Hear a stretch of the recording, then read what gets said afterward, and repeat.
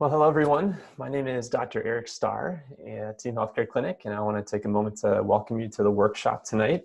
Excited for you guys to be joining me, and there's a lot of good information that we're going to get through tonight, and I hope that you're comfortable and in a place where you're going to be ready to learn.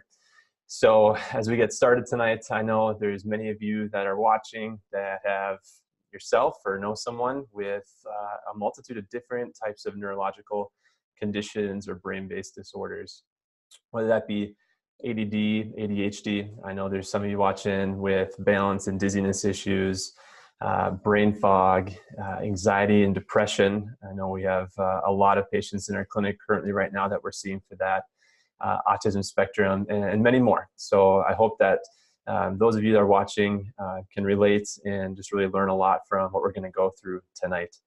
So as we get started, I want to start by asking you guys and getting you just to think a little bit about the question, do we have a health crisis here in America? And really a healthcare crisis as well. And when I go through these with patients, the resounding answer is typically yes. And now why is that the case? So let's think about that just maybe for a moment. Why is it that we are in a crisis, a health crisis in America and in our society? Well, some of the big answers that we typically are finding and the responses that I get, first one a lot of times is diet. And think about diet-wise, nutrition, why has that led to a crisis that we're in? Well, we have genetically modified foods. We have changes in regards to how our food is processed. There's a lot more processed foods this day and age. Think a little bit about stress. Stress is a big factor that we see that impacts both our overall health, but especially our brain health. And we'll talk a little bit about that tonight as well. So stress is another big one. Lack of exercise. How many of you, either maybe yourself or know someone who maybe grew up active in sports, and then since going to college or afterwards, their exercise levels have decreased or continued to decrease over time. So I'd say as a whole in our society, we're not as active as we used to be. So those are our three big ones. There's more out there. I hope that you're, even in your mind, coming and thinking of some of those as we are going through this, as we get going here, and then as we continue through the talk about why, again, are we in a crisis and what's really the problem that a lot of us are in. And then we need to look into what we can do to help with that. So we're going to hop in here to the presentation. So I'm going to get that pulled up here and we'll get started tonight. So again, my name is Dr. Erik Starr and I'm at Team Healthcare Clinic. And really, I started at Team Healthcare Clinic about 2.5 years ago. And what got me into chiropractic to begin with was I was born and raised in a family where chiropractic was our main means of healthcare. I wasn't vaccinated when I was a kid. I've been on one medication my entire life. Never had an ear infection, never had strep throat. And so I saw the value in natural, holistic healthcare. And so when it came time to deciding what I was going to do for my career moving forward, I knew, one, I wanted to do something that was going to help others and serve others. And I wanted to be in the healthcare and do something within healthcare that I was going to be able to help people from a more of a natural, holistic perspective. I saw the benefit and the impact on my life, and I wanted to allow and share that with others so they could experience that too. So what really my next steps were from there, I graduated from the University of Northwestern, moved on to graduate school. This picture here, actually, maybe some of you recognize it, maybe not. This is where I went to grad school myself. This is out in Portland, Oregon. Mount Hood to be exact. And so this is where I did my chiropractic schooling.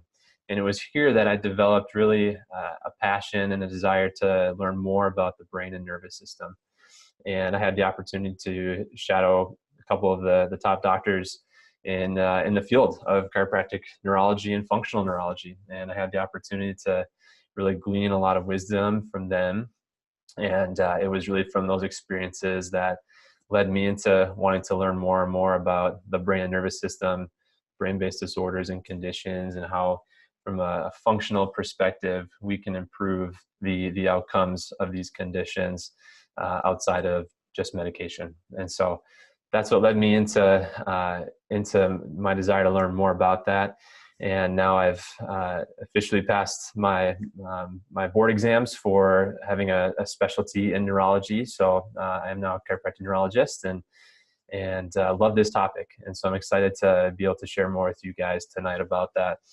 And so again, the title of our talk tonight is brain balancing. And so we're going to talk a little bit more here as we move forward about the crisis, the problem that we're in, and then what we need to do to really help change and reverse and have better outcomes when it comes to brain-based conditions that are continuing to increase more and more in our society. So that's really the direction that we're going to be going tonight. And so as we hop in here, I want you to again, consider and think about some of these things maybe that are going on for yourself or someone else you know. So did you know one out of 6 Americans takes a psychiatric medication? I'm sure that's many of you who are watching right now that either yourself have been on a psychiatric medication or someone that you know. How about major depressive disorder? The leading cause of disability in the United States for ages 15 to 44, and that's affecting more than 16 million adults. And this continues to ramp up and increase with every day and every year that goes by. I would say even from when I started in practice to now, there's been an increase in the amount of patients that I see with depression and anxiety. I would say well over half of my patients that are filling out new patient intake paperwork check the box of anxiety and depression. It's really astounding, and this continues to increase and increase. And so this is why we're here tonight, is to talk about how can we help with these types of conditions. Anxiety often goes hand in hand with depression, and that affects 1 in 4 children between the ages of 13 and 18. And that's astounding. 1 in 4 of our teenagers are dealing with and struggling with anxiety.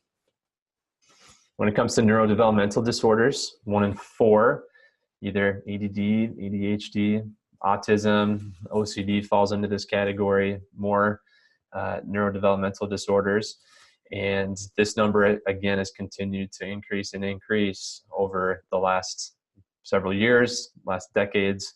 It's been pretty astounding at the astronomical increase in these conditions. And then lastly, 1 in 5 high school athletes will sustain a sports concussion during the season at some point. A large part of that is football, but other sports too.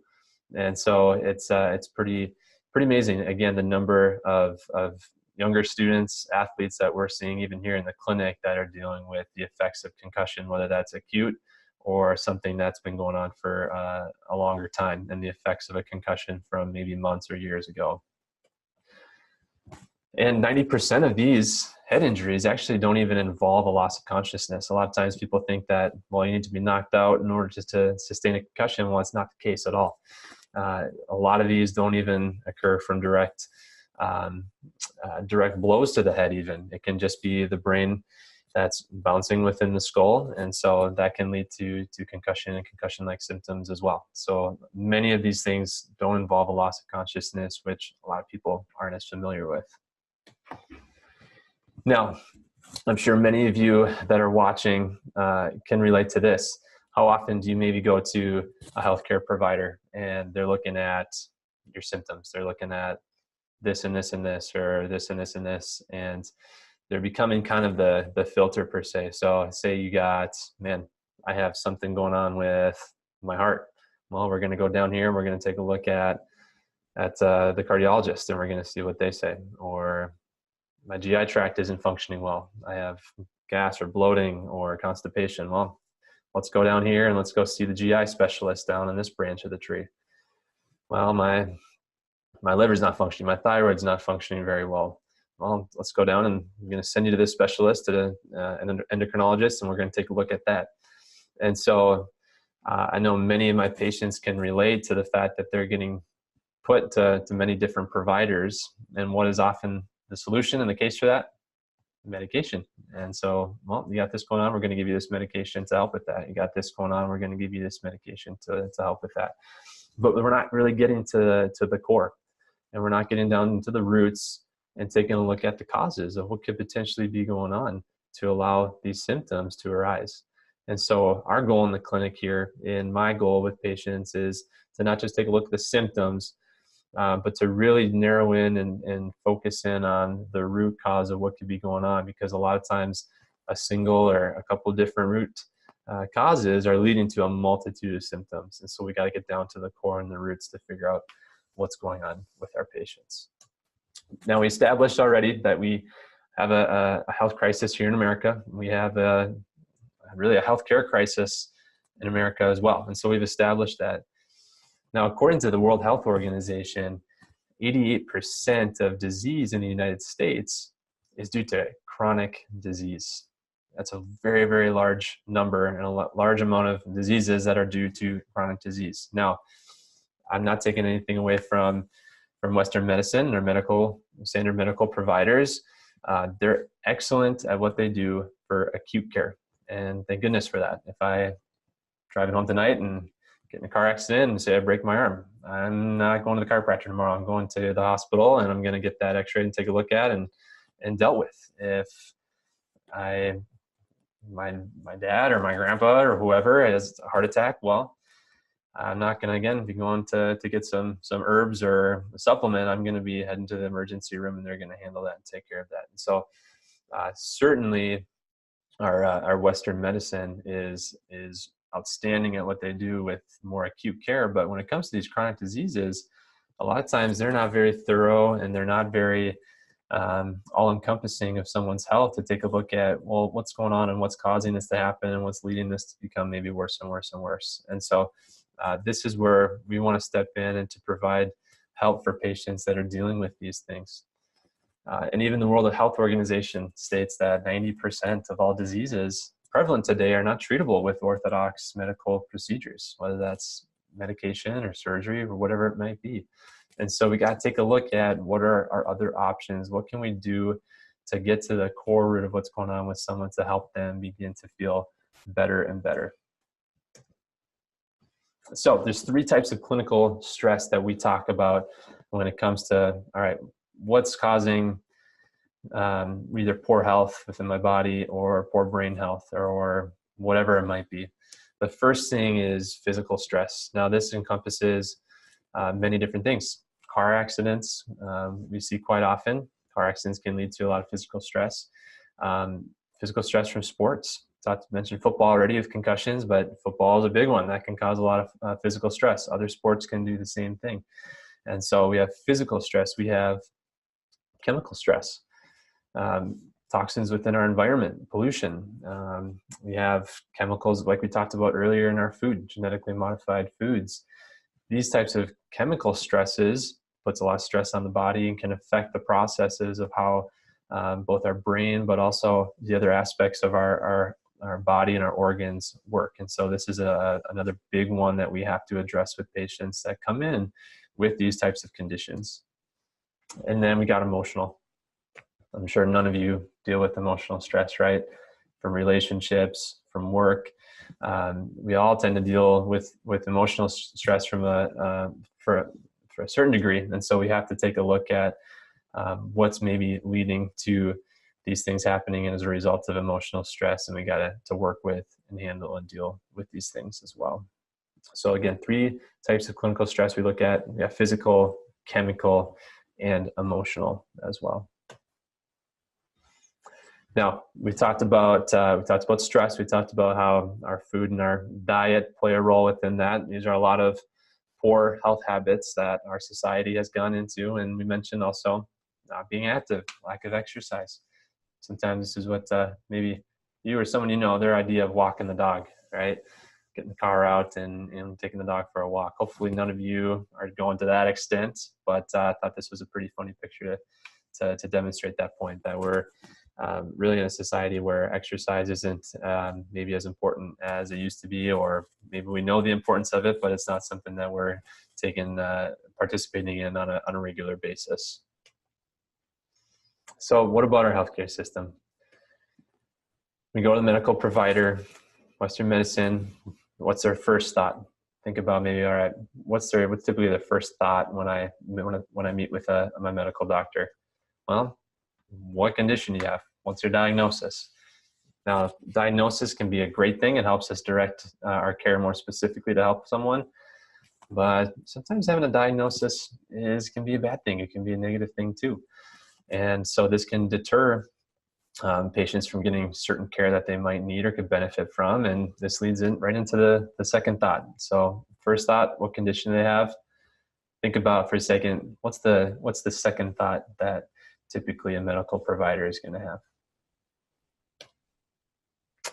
What drug or what medication do they need? So that's a large part of what our Western medicine is based on, right? What condition do you have? What's going on? What medication is going to help with that? And so again, this is what we want to try to direct our patients away from and change their view or outlook on what's going on. And so, I mean, pharmaceutical companies spend billions and billions of dollars to get you to think this way. Pharmaceutical companies pay or spend more money per year on marketing than they actually do on the research of their products. It's sickening, but that should be completely flipped around. We should be doing more research on the medications that we're doing, and we should be put more money towards more natural, holistic care that's going to get to the root cause of what's going on, and not just addressing the underlying or overlying symptoms. Now, how often are people usually on a medication once they start taking it? It depends on the medication, but a lot of times for life, whether that's thyroid disease, diabetes, other hormonal imbalances. As soon as you start taking that drug, you're on it for the rest of your life. And I can guarantee you that many of you watching can relate with that. Maybe that's something you've been told, and this is something you got to be on for the rest of your life. And there's certainly a time and a place and a case for that, but our goal is to help our patients get off their medications and to get their body functioning the way that it's supposed to be. So I got a little quiz here for you guys. Take a look at this list here, and I want you to take a shot at what drug or medication this is. These are the side effects of these drugs. So we got nervousness, anxiety, lack of sleep, weight loss, dizziness, heart palpitations, headaches, cold hands and feet. Probably hard to narrow down maybe exactly which drug this is, but this is Ritalin. This is what we have a large percent of our kids taking for ADD or ADHD. And there's many other drugs similar to this out on the market too these days, and different ones that work in different ways as well. But that's quite the laundry list of side effects that we're handing off to our kids. How about this one? Think about what drug this might be. Nausea, constipation, again, headaches and anxiety, weight changes. So a lot of maybe similar symptoms, a little different too. This is Prozac. This is our number one prescribed medication for depression. Again, quite the laundry list of side effects for that. And then here's one more. I'll have you take a look at one more for me as well. Got malaise, abdominal discomfort, got musculoskeletal pain or achiness. And this is a very, very common one as well. This is Lipitor. And again, this is one of the most commonly prescribed medications out there. We see this one all the time. Now, what's interesting is when you take a look at the research behind this, let me take you through what they actually did with this study. So they did a study on Lipitor, and what they did was, and this is to help with cholesterol, and so they put 1,800 people in one group, and that group got a placebo or a sugar pill in this case, and then they put 1,800 people in the other group, and that group got Lipitor. And they watched these groups over a period of time, and what they found was that Lipitor reduced the risk of heart attack by 36%. Sounds pretty darn good, right? Sign me up. That sounds awesome. Well, if you take a look at the actual study, and this is pointed out at the very, very bottom left corner of this ad, is that group with the sugar pill and the placebo, of the 1,800, only 3% of people actually got a heart attack from that. Now let's go to the other side of the group. When we got 1,800 in the group taking Lipitor, guess how many got a heart attack in that group? 2%. It doesn't sound quite as good anymore, does it? And that's where they get about 36% from that 3% to 2%. That's a pretty minimal change when it comes to a group of 1,800 people. And but they can use those numbers to really magnify and blow up, well, what are the real changes in regards to into how effective that medication or that drug is. And so we see this all over the place with different medications. And so you got to look deep into the research and really how effective they are, and are they really necessary to be taking and to be handing out as much as they are. So are drugs the answer? I think we've come to the conclusion together that no, certainly drugs aren't the answer. No, like I stated earlier, there's certainly a time and a place for that. But in general, for these chronic, long-standing conditions, medications aren't the answer. Actually, in the U.S., it's somewhere between the second and fourth reason for deaths, even ahead of cancer, which is crazy to think about. Either properly prescribed drugs or not. The number of deaths per year in relation to medication and drugs are astounding. And so I think we've set the stage here to say, all right, we got a problem in America. We have an issue that needs to be dealt with and handled. And we know that medications and drugs typically aren't the answer. And so we need to provide hope, and we need to provide answers in another form of care. And we know that all of these things have an effect both on the body, but especially in regards to the brain and the way that the brain is functioning too. So let's bridge the gap here to talk a little bit more about the brain and nervous system. And so I don't know if any of you watching have been to San Francisco, Golden Gate Bridge here. A couple years ago, went there with my wife. If you haven't been there, I'd highly recommend it. One of my favorite places I've been. If you ever chat with me, get talking about traveling, been to a lot of different states, I think over 40 states, many different countries. I love traveling. And so San Francisco, probably my favorite place I've been to in the US. So I encourage you to consider taking a trip there at some point if you haven't already. All right, so let's talk a little bit more about the brain and really our approach here in the clinic. And so I'm going to start by teaching you guys a little bit more about what we call our triangle of health. And so here at Team Healthcare, we really believe that to have 100% function, we have to have good balance and communication between three main areas. So at the top, we have the brain and nervous system that controls and oversees everything. The bottom left corner, we have the body. This is more structure, more chiropractic care, physical therapy, acupuncture. And down in the bottom right corner, we have chemistry. And this deals a lot with diet and nutrition and gut function. And we know that affects these other aspects of the triangle too. And so if we have issues going on with even just one of these, it's going to affect the other ones. If we got issues going on with maybe two of the three, probably got even more going on. And if we have certainly all three of these are an issue for a patient, they're all impacting one another, and we got a lot we need to work on with someone. So the examples I often give, now we know the brain controls the body. Body gives constant feedback up to the brain through sensory inputs. And we have communication between the bottom right chemistry and the body. Think of someone who maybe has thyroid disease or is diabetic, anemic. They often are feeling tired and fatigued and run down. It affects how their body feels. And the chemistry in the brain, one of the biggest connections we have to take a look at with patients. The example I often give is about 80-90% of neurotransmitters that the brain utilizes for communication, for a sense of well-being and happiness, are actually made in the gut. So if the gut's not functioning very well, we have issues with either, say, like a leaky gut or small intestinal bacterial overgrowth or SIBO, or constant constipation or diarrhea, or a combination of both. This is not only going to affect your body, it's going to affect your brain too in a large way.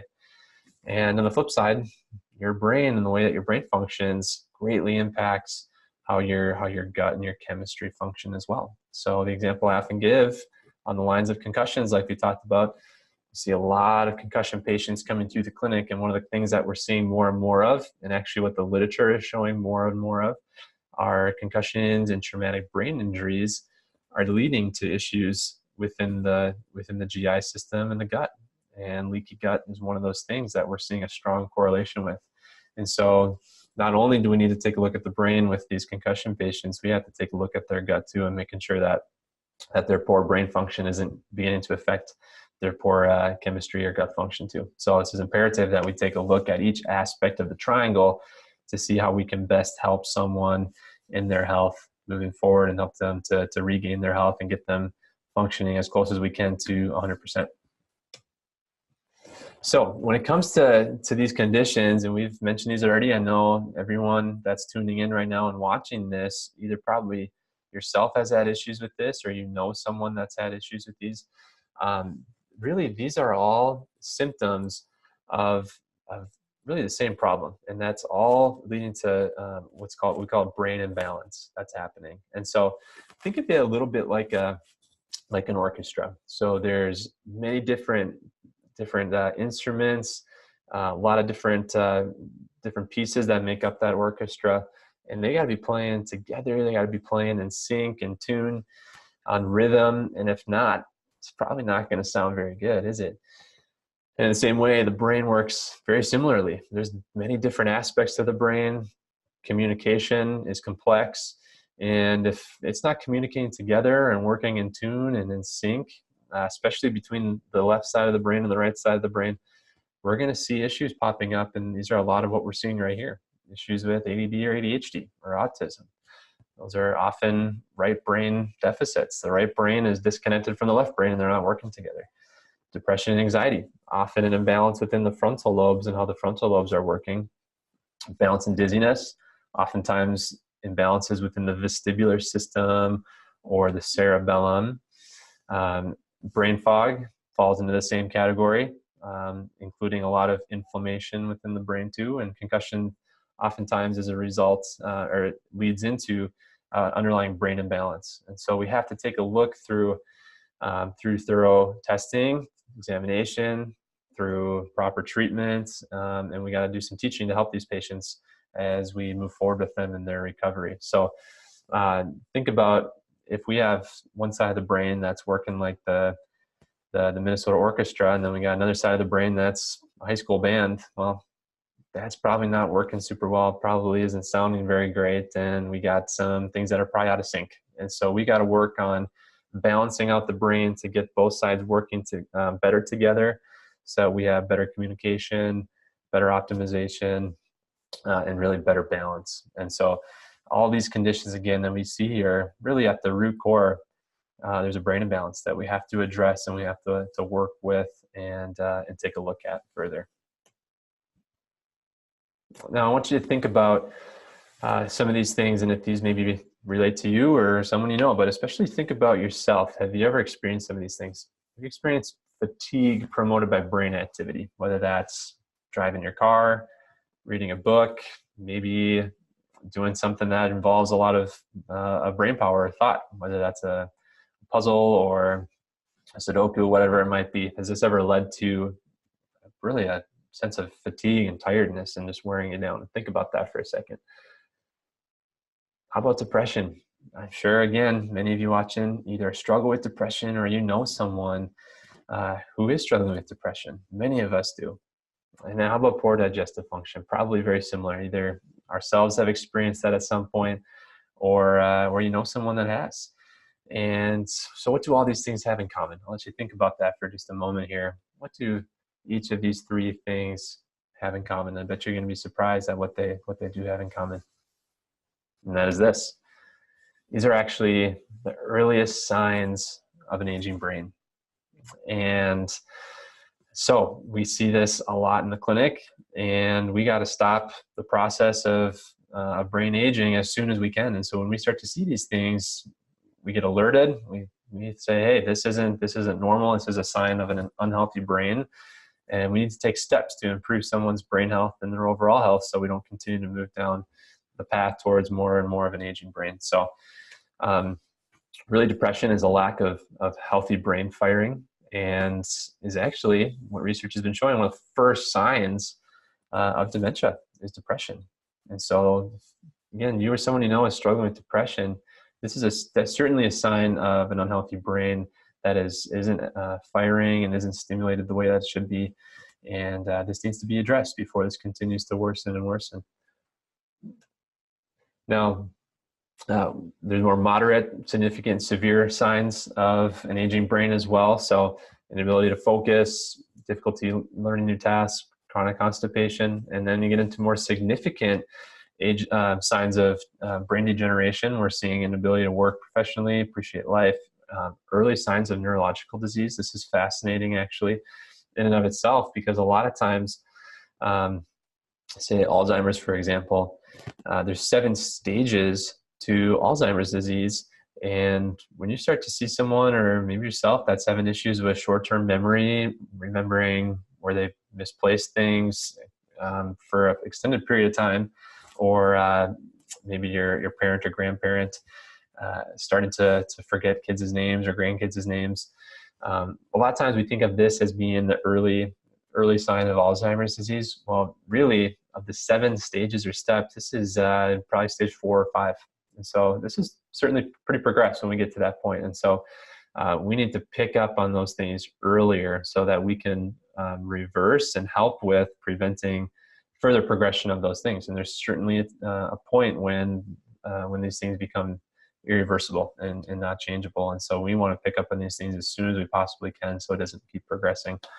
And then severe degeneration. So true neurodegenerative disease, inability to taste and smell, and depending on either family or other people to provide healthcare. These are really our more severe signs of an aging brain. So my question for you guys right now to think about is, where's my brain at? How old is my brain? Am I sitting on that right side there? And I feel like my brain function is good. I've got good processing speed. My memory is really good. No brain fog, got clarity. Or am I more on the left side there with more of an atrophic brain? And that's really, atrophic just means kind of wasting away. And you can see more of the gaps and the spaces in the brain on the left side. This is a brain that is very unhealthy and probably early signs, if not more progressed signs of dementia or even Alzheimer's disease. So I want you to stop and think about and ask yourself for a moment, and just, gosh, where am I? What side am I on? What can I do to prevent myself from going from that right side to the left side? And we're going to talk about that right now. So questions to think about. These are questions I often get asked, and I want you to think about these for a moment too. Is it too late? And I have this going on. I got significant depression. My kid can't pay attention in class. And is it too late to get help and to help with these things or fix these things? Is it permanent? Like I said, there's certainly a point that can get reached with certain conditions where it's really difficult to make changes and to improve function. But a lot of these things we can. And that's what's really exciting about what we do and about really the brain and the nervous system as a whole. Will it get worse? If I don't do anything, is it going to continue to get worse? Is it going to get better on its own? Do I have to get care? Is that really what's only going to help me to not get worse? Think about some of these things. And can changes be made? And the answer, again, typically is a resounding yes. Yes, changes can be made. And so this leads us into really our topic here on plasticity and this concept of what we call neuroplasticity. And really what that is the brain is plastic. It's changeable, it's moldable, it's shapeable. You can make changes to the way that your brain is wired and how it communicates and how it functions. You can. And so it's really not about the number of neurons that you have. It's really about the number of connections that you make with the neurons that you do have. And when you're born with the largest number of neurons or brain cells that you're ever going to have. And as soon as you're born, minute after minute, hour after hour, you are losing brain cells. And I know that sounds kind of sad, but it's kind of the reality too. And so this is why it's so much easier to teach someone, say, a new language when they're younger compared to when they're older, because there's so much opportunity for communication and connections to be made. So Einstein, for example, someone that probably had a ton of billions and upon billions of connections over the course of his life that he made. And that's why he's such a smart guy.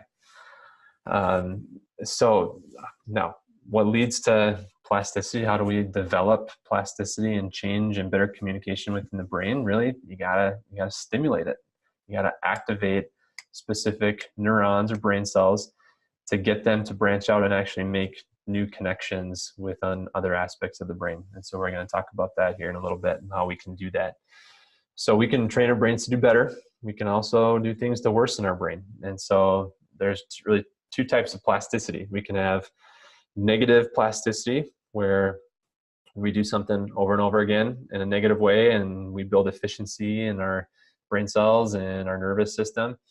Chronic pain is a perfect example of this, where we get efficiency firing of pain fibers and pain neurons within our body. And then we got positive plasticity on the other side, where this is what we want to continue to drive with our patients, is building positive changes and making better communication and allowing our brains to function and to work the way that they were designed and meant to be.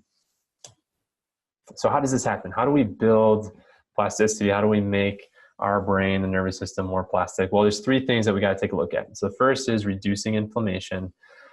This is a huge first step as we work with patients, is we got to reduce the amount of inflammation that our patients have in their bodies. We have a lot of inflammation that's going to reduce our capacity to build plasticity, to build change within the brain and the nervous system.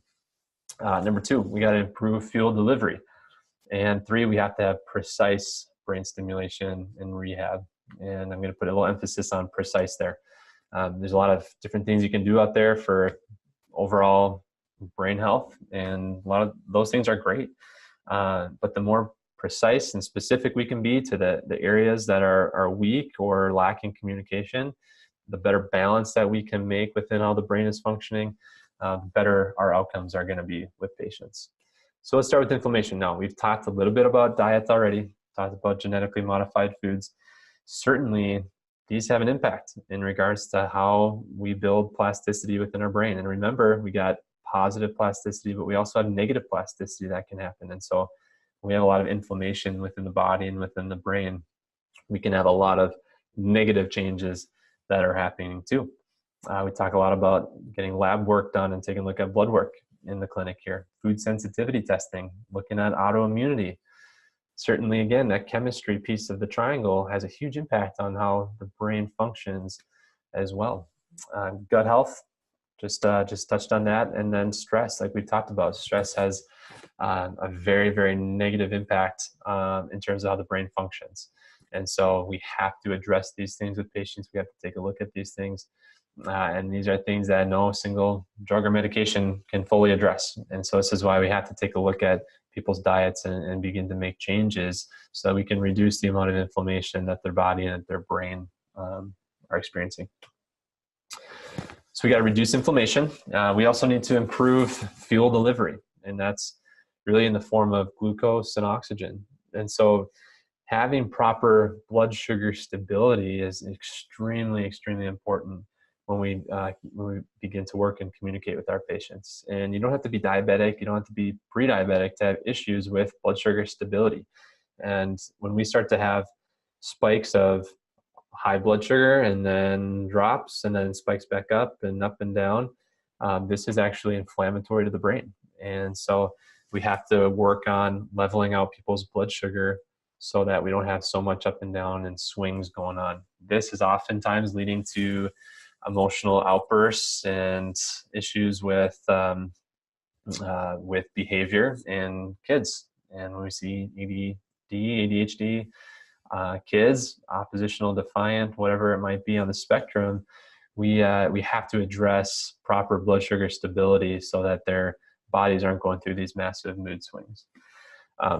Oxygen, really important. We have to have proper oxygen supply to our body. Think about if you have cold hands or cold feet, cold nose, that's really a sign that we're not getting great circulation out to those areas. And if we're not getting great circulation out to your hands or your feet that are really getting pushed downstream, think about trying to push blood upstream, up to the brain. If you're getting cold hands and feet, you're probably not getting great circulation up to your brain either. And this is the importance of also having proper blood pressure. If we have blood pressure that's too high or especially too low, that's going to be an issue in regards to the brain getting the nutrients and the health that it needs to make positive changes.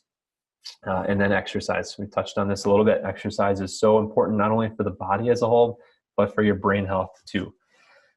It reduces blood sugar. It helps to stabilize blood sugar more. It helps with better oxygenation to the brain, helps with regulating and balancing on hormones. And it also has an effect on a number of different things. But one of the best workouts for your brain health is actually high intensity interval training. Going hard with something for 30 seconds or a minute, giving yourself 30 seconds or a minute to rest. Going hard can be push-ups, jumping jacks, ab crunches. I like running on the treadmill and doing sprint workouts. And I go hard for 30 seconds, give myself 30 seconds to rest. And then I up the speed a little bit and I do it again and again. And so it's this high intensity training that the research has been showing can be probably one of the most beneficial for brain health. And so talk to my patients a lot about this and try to get them on an exercise routine where they're doing some of this high intensity interval training as well. And then finally, we have stimulation. And so this is in the form of a lot of different things. Brain-based therapy is a large part of our stimulation that we do. Neurofeedback, RTMS, we'll get into talking about those in a little bit here. Standard chiropractic care and acupuncture and physical therapy, all these things can actually be a part of stimulating the brain and helping to build positive connections within the brain. And so we'll touch on these in a little bit here, but these are the forms of really neuro rehab that we utilize to stimulate and to provide the stimulation that the brain needs to make these new connections.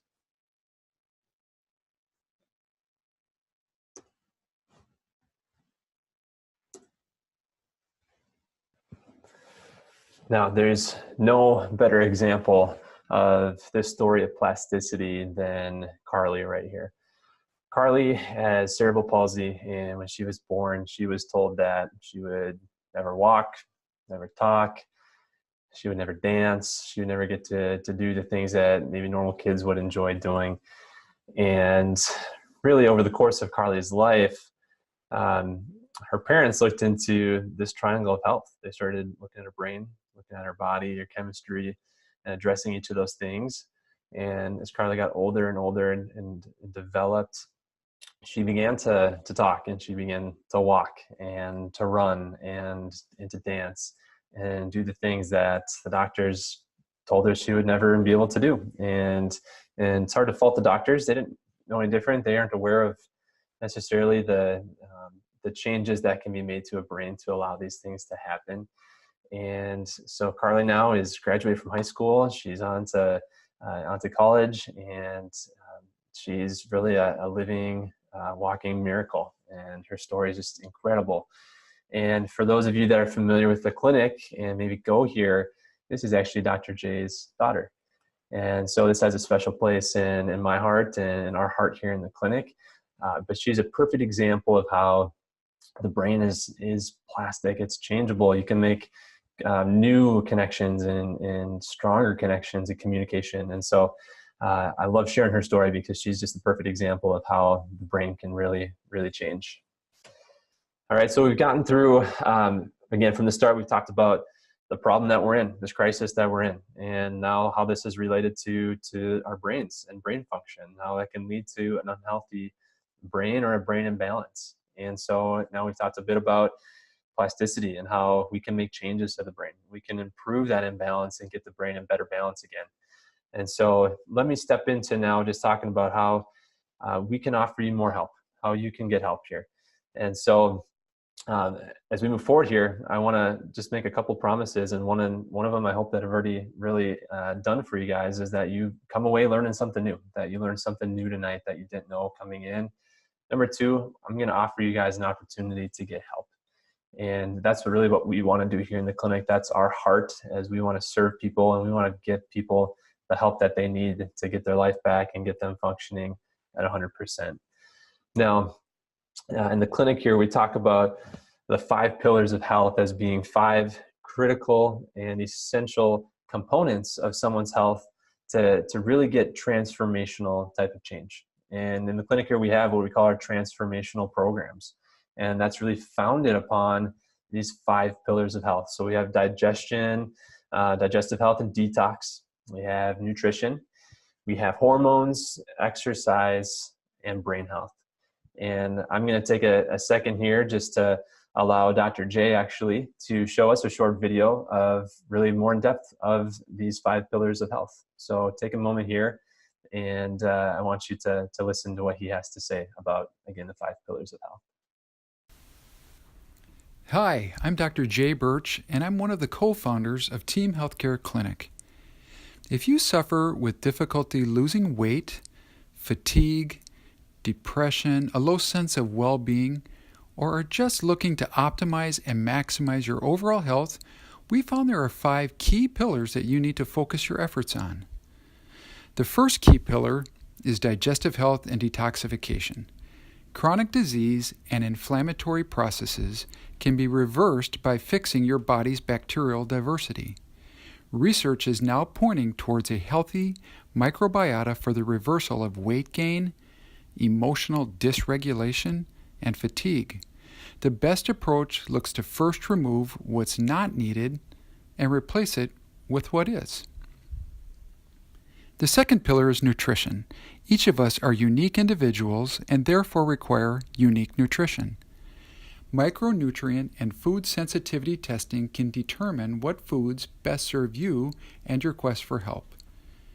The third pillar is hormones. Your body makes hundreds of hormones. In order for it to function properly, you've got to have them all working together. You've got metabolism hormones from your thyroid and sex hormones from your reproductive organs. I cannot stress enough on the importance of cortisol. Cortisol is your stress hormone that is produced by your own adrenal glands. Most Americans have imbalances in cortisol because of their high levels of stress. The fourth pillar is exercise. Exercise can be used as medicine and therefore should be dosed according to your hormone levels and physical abilities. Getting the right exercises will allow you to sleep better, lose belly fat, and have greater levels of self-confidence. Brain health is your fifth pillar to health and is absolutely critical. You want to look at how your brain is functioning from a cognitive perspective and look at neurotransmitter information from your bacteria in your digestive tract. You should also learn to keep your brain calm even during times of stress. It's imperative to stay positive to see the amazing gifts you have been given in your life. By optimizing these pillars, you'll be able to achieve better weight management, have more energy, and an overall improved sense of well-being.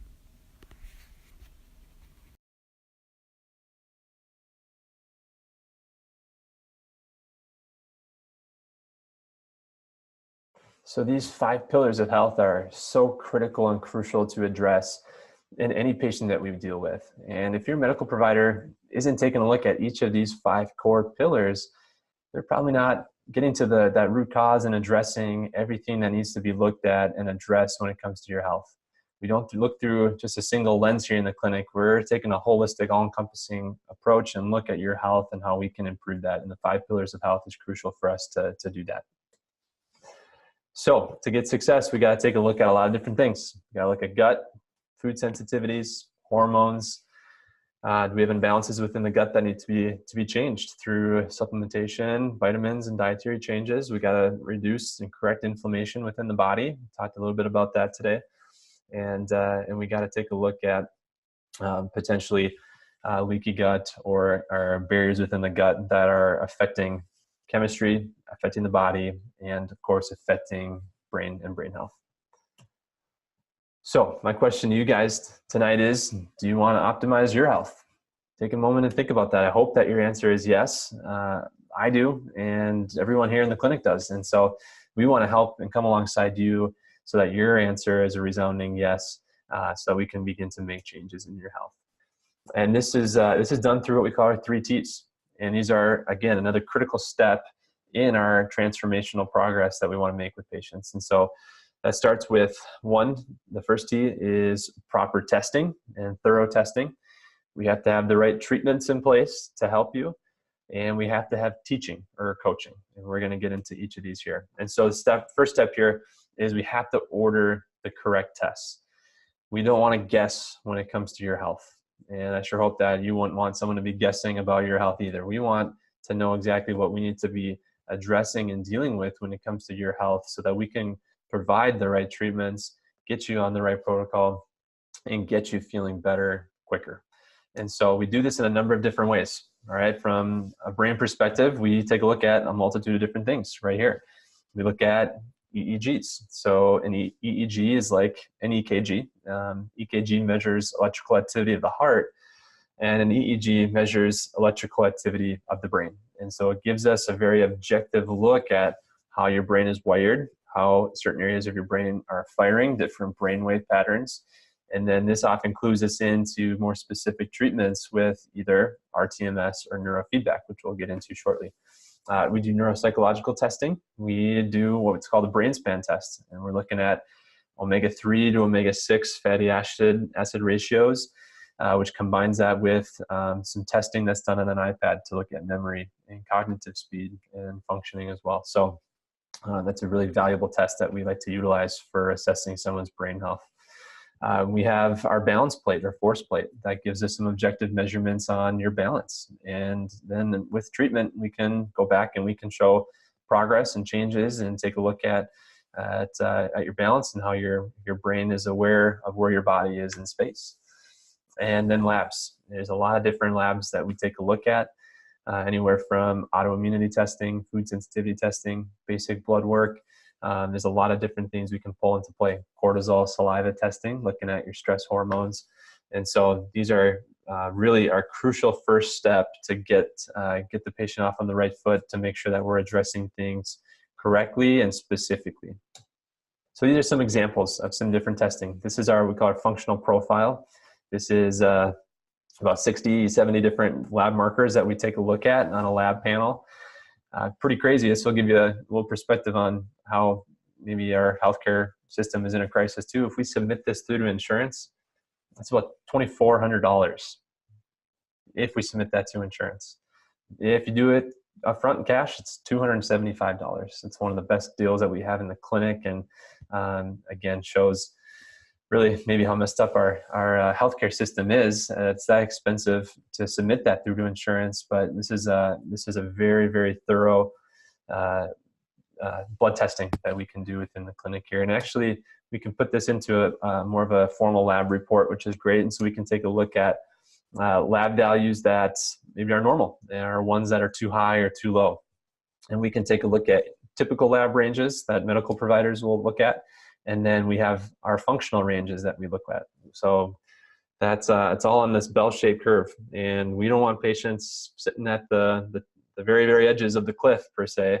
And even though they might be normal, we want to do everything we can to get them away from that cliff, right in that functional range. We want to optimize and take a look at lab values in a little bit stricter sense so that we can optimize our patients' health. And so this helps us to do that. This is an example of a gluten sensitivity test. So a lot of medical providers, when they take a look at gluten sensitivities, they're only looking at maybe 2, 3, 4, or just a handful of different strands of gluten. But look at all these. There's a huge list that you got to take a look at to get a full, again, all-encompassing look at whether you might be sensitive to it or not. And then we have other foods too that we take a look at. And this is an example of another lab test that we run to take a look at different types of foods that our patients might be reacting to, and then how that's affecting, again, their body, and it's how it's affecting their brain health too.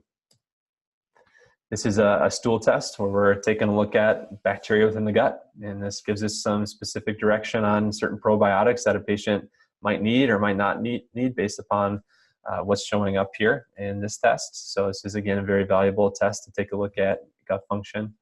And then this is our saliva cortisol test, taking a look at stress. And so you can see this patient's right here is normal in the morning when they wake up, but then as the day goes on, their cortisol levels are still staying on the little bit higher side, higher than we want them to be. So that can affect sleep, falling asleep that night, staying asleep, and other things as well. Now, wonder if you guys know this, maybe you do, maybe you don't. What area of the brain gets most impacted with stress? Take a moment and think about that. What area of the brain gets most impacted with high cortisol levels? And maybe got it, maybe not. Answer actually is your memory centers. Your memory centers are most impacted from stress and high cortisol levels. Think of maybe taking a test back when you were in high school and you got nervous and a stress response. Well, probably had a hard time thinking and processing and remembering things when you were taking that test, a little bit of test anxiety. And so our memory centers, our memory are greatly linked with and impacted with our stress and our cortisol levels. So those are examples of tests that we run in the clinic. So one, remember we have to have proper, thorough testing. We don't want to guess when it comes to your health. We want to be specific with what we're doing. And then we have our second T, treatments. So let me share just a little bit about the treatments we offer in the clinic. So the first one here is RTMS. It stands for repetitive transcranial magnetic stimulation.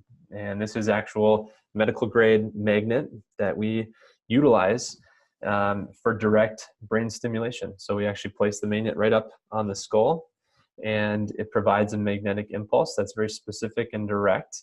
And again, we utilize EEGs so that we know where exactly your brain needs that treatment to either get an area firing more and more and more, or if we need to calm an area down, maybe the brain's firing too much, we can do that as well. And so Mayo Clinic, Johns Hopkins, all the top universities and hospitals out there are utilizing RTMS. They're doing it specifically for depression, as we do too, but we can use it for other things as well. And so this is a very exciting, innovative, really up and coming treatment and therapy that we love to be utilizing and have found great success with our patients. Certain insurances will cover this, certain ones don't. And so it just depends on the patient a little bit with that. Neurofeedback is one of our, again, cash services in the clinic. This works a little more indirectly, not quite as direct as the RTMS, but this works with really what happens is the patient wears a cap and they watch a movie or a video. And when their brain fires the way that it's supposed to, it gets rewarded by seeing more of the movie or the video and more of the sound from that. When the brain fires out of range again or fires abnormally, the video fades away, the sound fades away. So there's this interplay and feedback that happens where the brain seeks that reward and wants to see the video and hear more of it. And so it learns and teaches itself to begin to fire the correct way again. So not as direct as RTMS, still very, very effective. And kind of based on Pavlov's theory with the dog and the bell, very similar, where that dog heard the bell, knew food was coming. So it learned when the bell rang, it started to salivate because it knew food was coming. In the same way, we're training and treating our brain with a very similar reward system to get it to fire normally again and to have better balance. So both of these are very innovative and effective therapies and treatments that we'll utilize for really all of the conditions that we've touched on tonight. We have a brain-based therapy. This is really what we call our neurological rehab. And this is utilizing different types of receptors or sensory inputs to make changes in plasticity to the brain and nervous system. So we can utilize eye movements and vision. We can use different types of sensory inputs and stimuli, such as chiropractic adjustments. We can utilize vestibular-based rehab or balance training to help, again, balance out the brain and get areas of the brain that maybe are underactive to begin to fire the right way again, to build connections and communication so that our brain can fully express itself and work the way that it's supposed to. Again, chiropractic adjustments fall under this. This is a part of our treatment and therapy. Acupuncture, mentioned physical therapy earlier. These are all components of that. And then nutrition consultations and just sitting down and discussing diet and nutrition is extremely, extremely important as we talk about improving someone's brain health. And then we got the last T. So remember, we got proper, thorough testing. We need innovative, correct, specific, precise treatment. And then the other third T that we have to have when it comes to making changes and transformational type of changes in our patients is really teaching, or what we call our health coaching. And so Our health coaching is one-on-one, done with one of the doctors or assistants within the clinic. We have classes that they teach. Educational materials are supplied as part of our transformational programs or plans. And really, this is mentorship and accountability. If we ask you to go off and do this diet or go do this, what are the chances that you're actually maybe going to follow through on that completely and wholeheartedly and correctly? And so really what we're finding is that if we want to make transformational changes with our patients, we have to come alongside them. We have to help coaching, mentorship, accountability, and teaching them and educating them about what they're doing, why they're doing it, and helping them along in that process. All right. So these are changes that aren't short term. A lot of these conditions that we see and work with are chronic conditions, chronic diseases, like we've talked about, that have been there a long time. It's going to take time for those things to get better and better. It's not going to happen overnight. And so we got to begin to instill the right habits and the right rhythms into someone's life to not just see short-term change, but to have long-term change that's going to last. And so this teaching component is so critical to every plan that we do in the clinic, because this is something that you can't do on your own. You need someone coming alongside you and helping you through this. And I love this quote, Chinese proverb: tell me and I may remember, show me and I will remember, involve me and I will understand. And so that's our desire for you, for our patients, whether you're a parent or a grandparent or a spouse, sibling.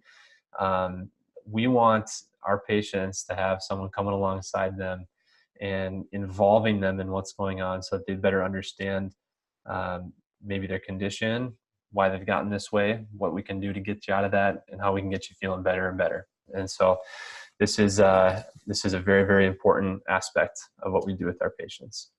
So I asked you earlier, do you want to optimize your health? Again, I hope the answer is yes. I want improved health. I want my health to be better. I want to prevent myself from going down the wrong road. We're here to help you with that. So we talked about the 3 T's: proper testing, precise treatments, and teaching or health coaching to help you along the way. Again, this is all designed at determining and finding that underlying cause that needs to be addressed. And we need to focus on correcting the cause and not just the symptoms that we're experiencing as a result of what's going on. And so we want to, again, provide you with systematic, step-by-step approach and training to help you along that path. And then, as I mentioned, mentoring and accountability. There is going to be some homework involved. There's classes when it comes to our transformational programs. We want you to be involved. We want you to know about what's going on, what you can do to take control of your health and really get yourself better and better. All right. And we're going to be with you every step of the way. So I want you to ask yourself these questions right now. How would life be if I were able to resolve my health issues? Maybe think of your life 3 years from now, maybe a year from now, 5 years from now. What do you want your health to look like? What do you want your life to be? What do you want to be able to do that you can't do right now? Think about how your life even right now has been affected. How are your relationships with other people and your ability to work and to really just even enjoy life? Stop and think about these questions. These are critical. These are important. And really, on a scale of 1 to 10, how motivated are you to really take care of the problem that's occurring? Whether this is something you're going through, someone you know that's going through, ask them that same thing. How motivated are you to really make transformational changes to your health? In our programs, in our transformational programs, we have to have A and B students in our programs. And if you're a C student, that's okay. That's all right. But we need to be tugging on the same side of the rope. We need to be in this together. And so we need your very, very best effort. We need someone that's in the 8, 9, 10 out of 10 when it comes to motivation. And if not, probably not a great fit. We'd love to help you, but probably going to be tough. And we're going to get frustrated. You're going to get frustrated. So seriously, answer that for yourself. How motivated are you to really make changes within your life? If you're an 8, 9, 10, hopefully, awesome. You're going to be a perfect fit for our programs. We're going to help you along the way, and we're going to begin to make a lot of changes within your life. Again, we want A or B students that are going to be involved in their care and motivated to make the right changes. So we got two choices. We can continue down the path that maybe you've been going on for a long, long time and maybe expecting a different result. That's the definition of insanity, right? Or you can make a different choice and you can pursue something that's going to be life-changing, life-altering, and truly transformational. So I want to provide you guys with that first step today, all right? And so even right now, I'm going to go through and give you guys an opportunity to get help. And those were really my two promises for tonight. One, hope that you learned and came away learning something new. I hope we've accomplished that up to this point so far.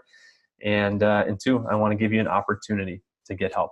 And so I want to offer you guys an opportunity to really have a complete wellness evaluation. This is a 45-minute appointment here in the clinic where we're going to sit down with you and hopefully a support person, and we're going to go knee to knee and talk about what's been going on in your health.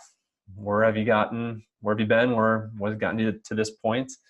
And we're going to put together a plan that's going to be the very, very best thing for you to improve and to get better. So a consultation, wellness evaluation, and then at the end, we're going to talk about a plan of action for you to get better. And we're going to offer you with a treatment plan that would be the very, very best thing for you to start to make these transformational type of changes. Now, our transformational programs, like I've touched on, vary in terms of length and in terms of cost. We have plans that are 3 months long. We got plans that are 5-6 months, and we got plans that are a year long too. And these can range anywhere from $2,000-$3,000 all the way up to $12,000-$15,000 for our year plans. So there's a lot of variation in terms of the duration and the cost of these plans, and so it just depends on, one, how motivated you are to get change, and then what our very, very best recommendation would be for you to begin to see these changes. And so it depends a bit on the duration and the cost of our plans. But that's something we'll go through on this wellness evaluation visit. Now, typically this is a $280 fee or cost, again, for this 45-minute appointment. Sometimes this blows people out of the water a little bit, but just ask you to stop and think for a second. If you go to your medical provider, your PCP, think about how much time that you actually spend with your doctor knee to knee. And what I think the research has shown is usually about 10 to 15 minutes right now, in large part to Obamacare and in the way that things have moved in our healthcare. Usually 10 to 15 minutes is what you get face-to-face with your doctor. And think about how much that exam actually costs. And if you don't know, they bill out that exam probably well over $300, $325, maybe $350 for an exam like that. So $280 even right there is a great value for 45 minutes of my time or of the doctor's time here in the clinic. And we're going to be knee to knee with you. And this is something we're going to be very, very prepared for, and I want to give you our very best attention. Now, for tonight, because you watched this video or came to a class, we want to offer you the opportunity to come and have this wellness evaluation at a reduced price, and that's $85. And again, the reason why we do this is we don't want finances to be a barrier for people, and we don't want finances to be a barrier for you to get the help that you need and the help that you deserve. And so this is why we reduce this fee, and we want to help you. This is why we do what we do. We want to help you and to serve you. And so if you call in and let us know that you were either at a class or that you have watched a class online here, let the front desk know, and we'll have 45-minute appointment. And for $85, we're going to sit down and we're going to go over your complete health and offer you with the very, very best plan of action moving forward to help you get your health back. Now, if you were if you have a spouse or really anyone in your family, any additional person after you is another $45. So you feel like, man, my spouse could really benefit from something like this, maybe along with me, or you have a kid or whoever it might be, call in and sign them up too and let them know. So again, $85 for the first person, 45 for any additional family member after that point. So that's what we want to do, again, to help you and to better serve you. Now, there's three things that you need to remember as we go forward if we do meet together. All right. The first thing is, if you do call and schedule that appointment, we do ask that you keep that appointment and that you would respect our time too. We have a very busy clinic, and so 45 minutes is a lot of time that we're setting aside to sit down with you and to discuss your health. So first of all, we do ask that you just keep that appointment. We do ask that you would fill out some paperwork, and some of that is online. Some of that may need to be done either in person when you come in for your visit. So we might ask that you come a little bit early for that, or if you're able to swing by and pick up paperwork ahead of time, that can be something that you work on prior to your visit. A lot of paperwork that we want to process and go through so that we can best determine how we can help you moving forward. Second thing, bring any health records you may have. Really would prefer that within the last year or two. If you have any labs that you have done, any MRIs or X-rays or anything that we should really know about, bring those with, and we'll go over those together, and we'll sit down and discuss those and how this is impacting your health and what this means for you going forward. And then the third thing to remember, bring someone with you. Don't go through this journey alone. This can be a very daunting task. And there's a lot of information that we're going to go through. Finances will be discussed. We're going to talk about a plan. Have someone with you that's going to be there to support you, that can really be an advocate for you, and that can help you along this path. It also helps for me too. There's a lot of things that I'm going to be asking of you, probably a lot of questions you've never been asked before. And so it's helpful for not only you to be there, but to really have a support person, whether that's a spouse or another family member or a good friend, with you on that visit, to help maybe answer questions that you never thought of or maybe don't even know the answer to. So those are the three things that we ask when you come in for your visit that you do. Again, if this is something that you're interested in, if this is something where it's like, hey, I'm an 8, 9, 10, my health isn't where it should be, and I need to improve, I need to be better, and I need to be healthier. And that might just be in regards to chemistry, gut function, and this might even include your brain health at this point. And so we have a lot of experience with working with patients from ADD, ADHD to autism, anxiety, depression, concussions, balance, dizziness, and we want to help you get better and have better health. So again, call the clinic if you'd like to make an appointment, 763-323-1492. Again, 763-323-1492, and let them know that you've attended a class or that you've watched our class here online, and let them know that you want to schedule with either Dr. Starr, myself, or one of the other doctors to do a 45-minute complete wellness evaluation and to discuss if you're a candidate for our transformation programs and if we can help you. Again, that's $85 for that visit. So call, schedule that. Let's sit down and meet together and talk about how we can better help your health, or maybe there's someone close to you that you know. And we really look forward to the opportunity to help you moving forward. And to finish things up, true for a lot of people, sometimes the thing that's holding them back is really all in your head. So been a pleasure being with you guys tonight. I thank you for watching and listening. Look forward to hopefully meeting many of you or seeing you in the clinic, and wish you guys just a blessed night, and we'll hopefully talk to you soon.